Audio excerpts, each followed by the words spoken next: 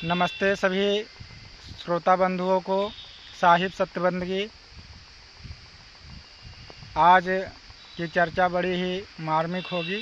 कृपया वीडियो को अंत तक देखना। ये मेरा छोटा बाबू है, ये मेरा छोटा लड़का है जो मेरे साथ में हमेशा रहता है। सबको साहिब बंदगी बोलो। साहिब बंदगी। खूब तेज से बोलो। साहिब बंदगी। हाँ, बंदगी साहिब। अब आज की चर्चा होगी बहुत ही अच्छी, क्योंकि अगर इस संसार में हमारा आपका जन्म मानव के तन में हो ही गया है, तो अगर हम अच्छे कार्य नहीं करते हैं, किस लिए ये जीवन मिला है, अगर उस पर चिंतन नहीं करते हैं, तो समझो सब कुछ नष्ट हो गया, सब कुछ बर्बाद हो गया। क्योंकि ये तन आपको इसीलिए ही मिला है कि अपने लक्ष्य की प्राप्ति करें और जो मानव जीवन का मूल कर्तव्य है, आत्मा से परमात्मा का मिलन, अगर इस मानव तन में नहीं हो पा रहा है, जो इतना बुद्ध विवेकी होते हुए अगर नहीं हो पा रहा है, तब आशा न करिए किसी तन में और होने का। क्योंकि मानव की तन जो है सबसे उत्तम योनि मानी गई है। तो इस संसार में जब लोगों का जन्म हो जाता है, चाहे जिस तन में हो, तो यहाँ की माया इतनी बड़ी प्रबल है कि ये सबको नचा देती है, चाहे जो हो। साहिब कबीर के द्वारा एक जो है दोहा आया कि कितने योगी तप कर डारी और देही या काया डारी गारा, और गृह छोड़ भये सन्यासी तेऊ न पावत पारा। चाहे जितना योग साधना जप तप कर लो, लेकिन फिर भी मोक्ष की प्राप्ति, वास्तविक जो परम पुरुष है उसकी प्राप्ति नहीं हो सकती। क्यों? क्योंकि जब तक हमको सच्चा सद्गुरु नहीं मिलेगा, शब्द भेदी गुरु, तब तक ये असंभव है। क्योंकि यहाँ की माया बड़ी ही प्रबल है। ये नाच इतना अच्छा नचा देगी कि सब भूल जाओगे। पाराशर मुनि ना जाने कितने वर्षों तक तपस्या किया, उसके बाद में मन ने उनको ऐसा घुमाया कि वो माया जाल में फंस गए। ऐसे बहुत लोग हैं।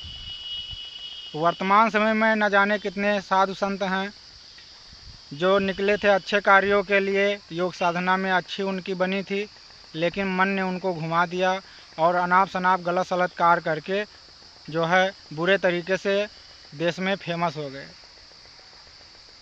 किसी ने सत्य ही कहा कि तेरी माया का न पाया कोई पार, कि लीला तेरी तू ही जाने।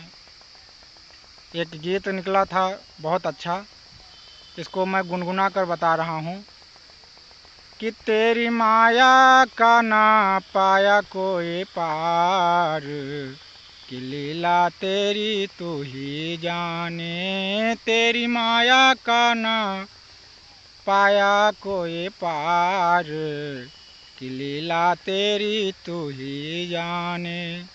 वास्तव में इस संसार को चलाने वाला काल निरंजन की इतनी प्रबल माया है कि इसको समझना सबके बस की बात नहीं है। तो कबीर साहब ने हमारे बड़े ही सुंदर भाव से बताया इसी माया के बारे में। उधर तो कह रहा है कि तेरी माया का न पाया कोई पार, और इधर कबीर साहब जी बता रहे हैं कि माया महा ठगनी हम जानी। कबीर साहब ने बताया कि माया महा ठगनी है, इसको मैं जानता हूँ। त्रिगुण फांस लिए, यानी 3 गुणों को अपने में मिलाए हुए इस पूरे सृष्टि को चला रही है। कर्म के जाल में जो है सबको बंधन बना के पूरे खेल का लीला जो है ऐसे चला रही है पूरे जगत को। तो इस जगत के लीला से, इस कर्म बंधन से बचकर निकलने के लिए एक सच्चा सतगुरु ही आपको वो राह बता सकता है। वैसे गुरुओं की तो भरमार है हमारे देश में। गली गली में गुरु पुकारे, चेला मंत्र लेओ, स्वर्ग जाओ चाहे नर्क जाओ, रुपया 2 रुपया या आना 2 आना हमका देओ। ये गलत बात है। हमको झांसे में किसी के नहीं पड़ना चाहिए और परख करनी चाहिए। उसके बाद में गुरु धारण करके हमको अपनी मंजिल प्राप्त करना चाहिए। हम कुछ और बोलना चाह रहे थे और बीच में ये प्रसंग आ गया। हम बोल रहे थे हमारा जीवन जो है यूं ही ऐसे निकलता जा रहा है, पल पल क्षण क्षण। इसलिए हमको अपने जीवन में कुछ समय ऐसा भी निकालना चाहिए कि जो सत्संग से जुड़ा हो। अगर ये समझ लो, अगर सत्संग नहीं सुनते हो, सत्संग नहीं करते हो, सत्संग तो बड़ी ऊंची चीज़ है। हम इसको यहाँ पर आध्यात्मिक ज्ञान चर्चा के नाम से अगर कहें तो ज़्यादा अच्छा रहेगा। अगर आध्यात्मिक ज्ञान चर्चा से आप नहीं जुड़े हैं तो ये समझ लीजिए कि आप पूरी तरह से माया में फंसकर, वैसे फंसा तो सभी लोग हैं, जब तक ये शरीर रहेगी तब तक माया से आप अलग नहीं हो पाएंगे।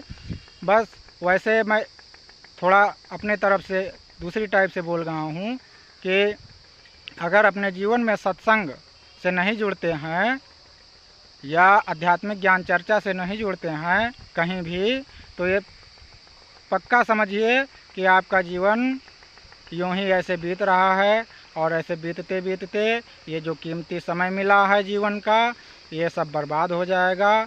और जो शास्त्रानुसार बताया गया है 84 लाख योनियाँ, उसी में भ्रमण करना पड़ेगा। इसलिए हे भाइयों, आप लोग ईश्वर की प्राप्ति का कुछ जतन करिए।